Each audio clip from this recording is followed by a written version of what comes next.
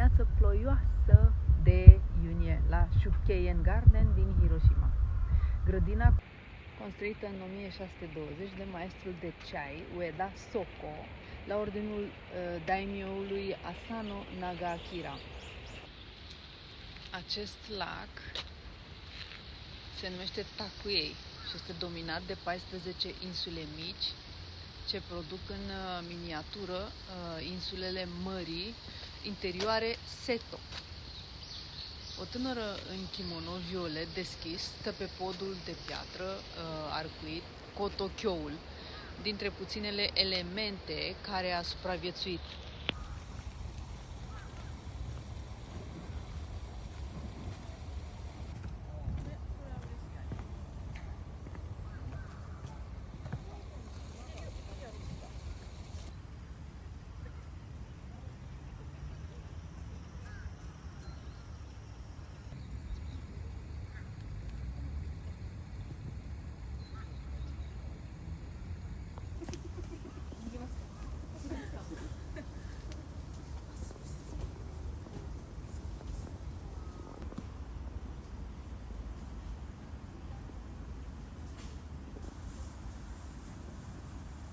Mi-a spus o doamnă de aici, de fapt era ghid, a zis că nu vrea să știe toată lumea despre acest parc pentru că vrea să-l păstreze natural, să nu fie aglomerat și să fie așa cum este acum, eventual câteva persoane, ceea ce este foarte păcat, dar poate pe de o parte are dreptate pentru că uneori lumea lasă mizerie și așa mai departe. I'm sorry. 大丈夫です。すいません。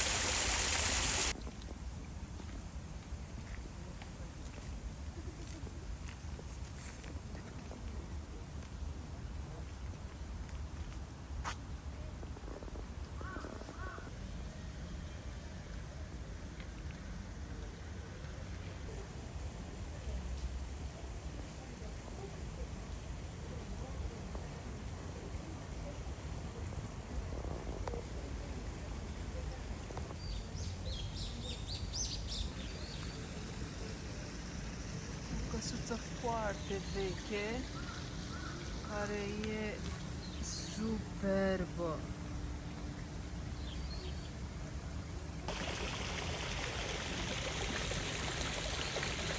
Deci parcul e superb, deci nu am cuvinte cât de frumos și de curat este. Aici scrie că ar fi fost o piscină, dar se pare că a secat apa. A rămas doar un loc gol.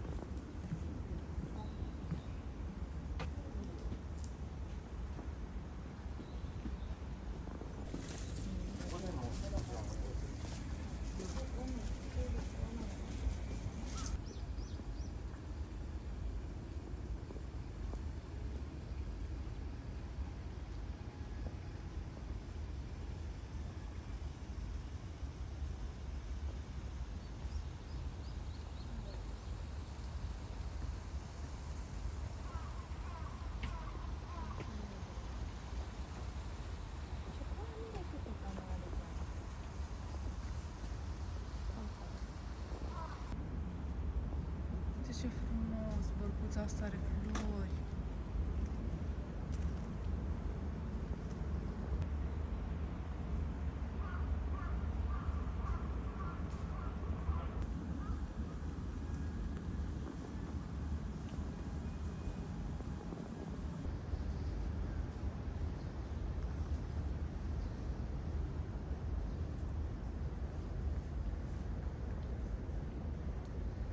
Și m-am întors la locul de unde am început povestea, dar ar mai fi expoziție, am văzut, este un muzeu, dar nu am voie să filmez la expoziție, în fine, și n-are rost să intru. Grădina mi-a plăcut și asta am vrut să o văd.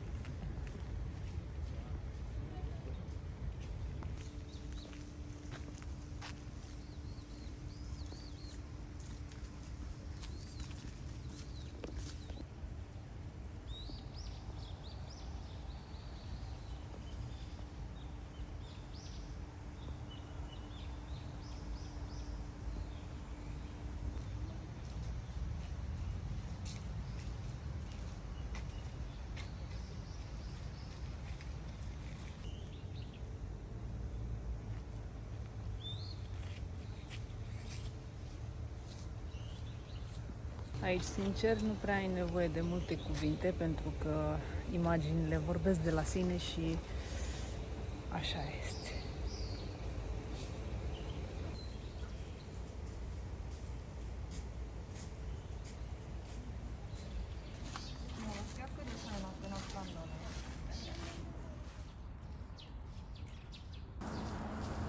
Mă aflu în fața castelului Hiroshima și, sincer, nu mă așteptam să fiu atât de impresionată.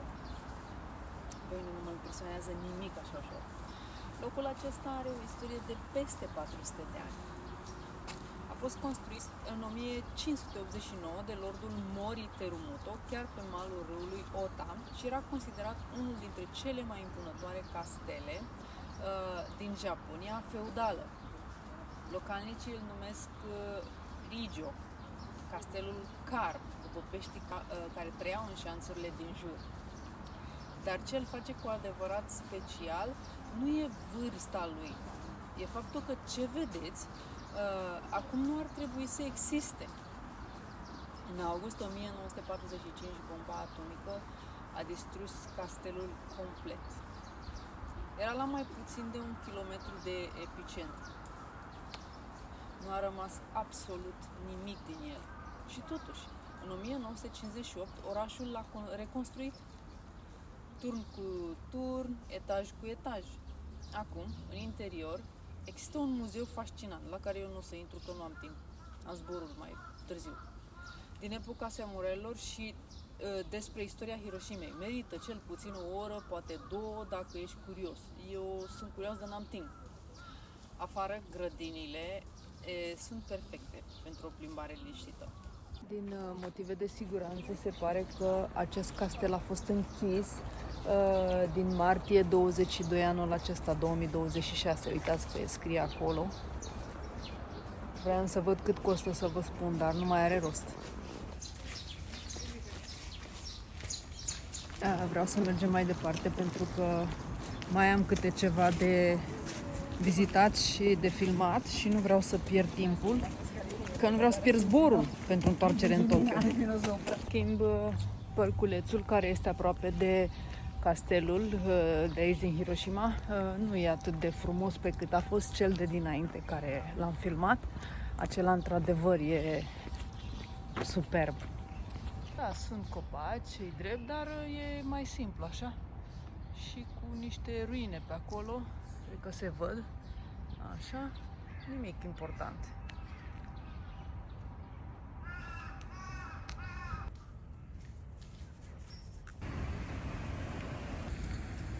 Aceasta este intrarea la castelul din Hiroshima. Așa arată.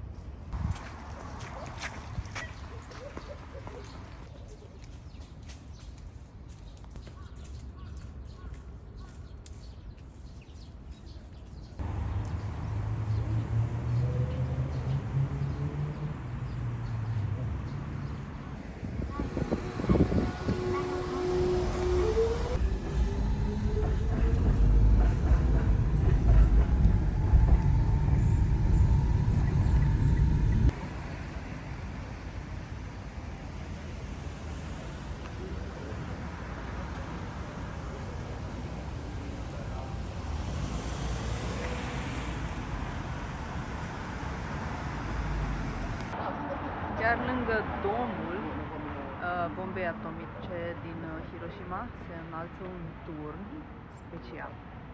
Orizuru Tower se numește. Orizuru înseamnă cocor de hârtie în japoneză, dacă nu știați. Și nu e o alegere întâmplătoare. Era odată o fetiță pe nume Sadako Sasaki.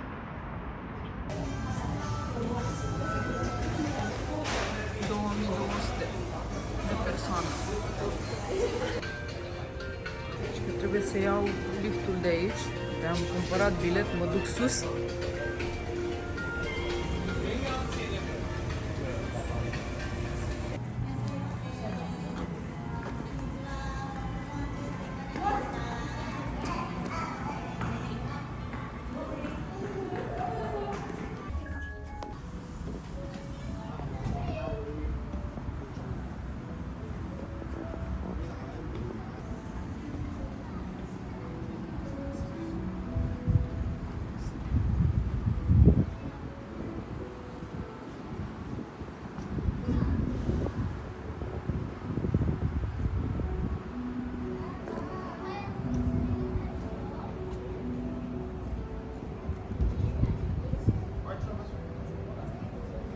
Aici o să-mi beau eu cafeaua, care mi-am comandat-o și trebuie să aștept puțin pentru ea.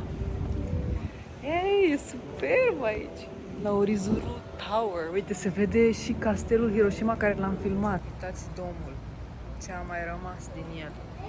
De aici de sus, de la Orizuru Tower.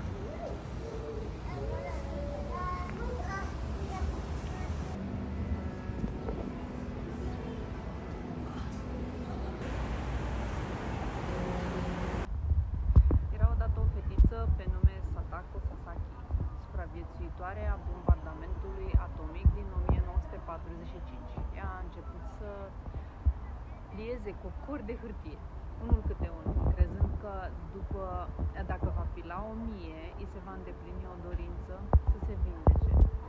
Sadako nu a apucat să termine, dar lumea a continuat pentru ea. Turnul pe care îl vedeți are 50 de metri înălțime și 12 etaje.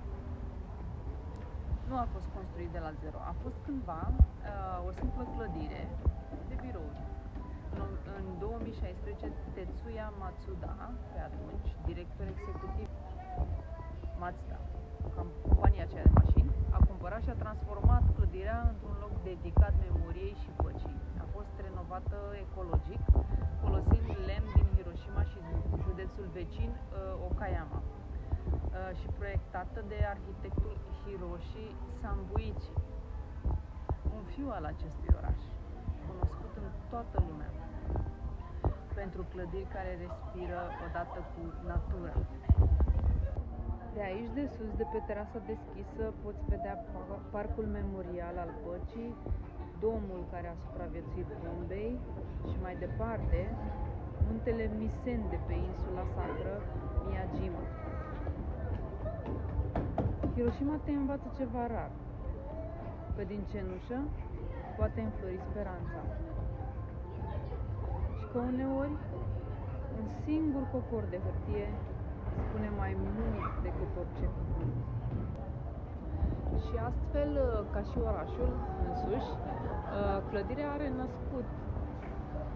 În interiorul turnului există un perete de sticlă de 50 de metri înălțime. Vizitatorii din toată lumea pliază câte un cocor mic de hârtie și îl lasă să cadă prin acel perete, ca o rugăciune pentru pace.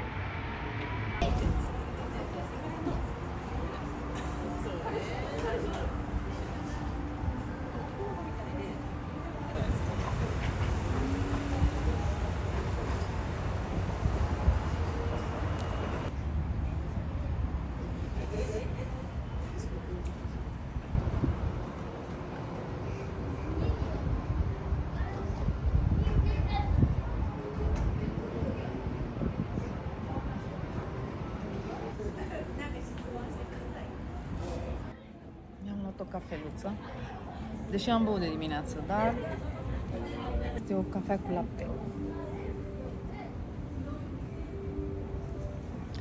Ce bine este să stai aici, să ai o panoramă superbă, un pahar cu apă. Cafeaua deshidratează și îmi trebuie un pic de apă. Așa este recomandat și sănătos. Și eu chiar așa fac.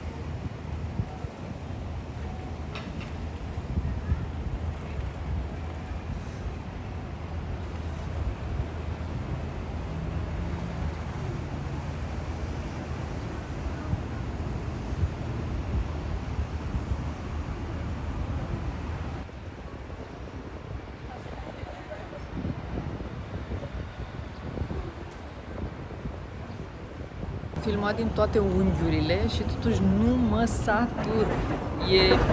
Deci, Orizuru Tower e superb de aici, vezi tot. Uitați, ce priveliște superbă!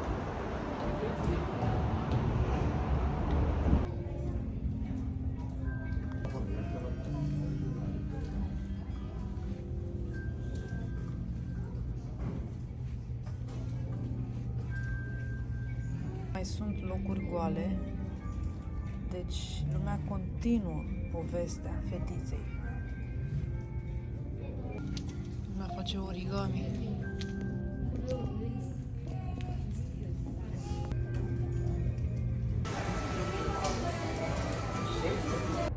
Pe curând.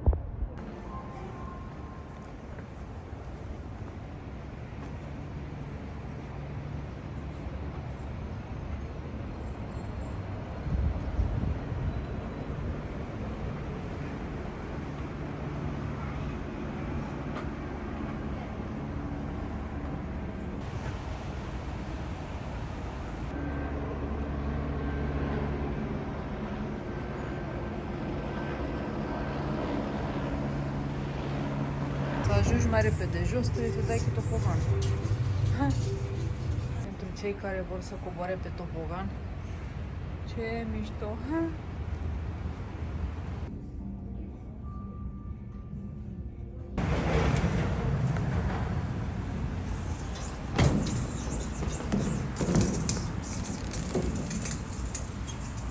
Mai bine merg pe jos.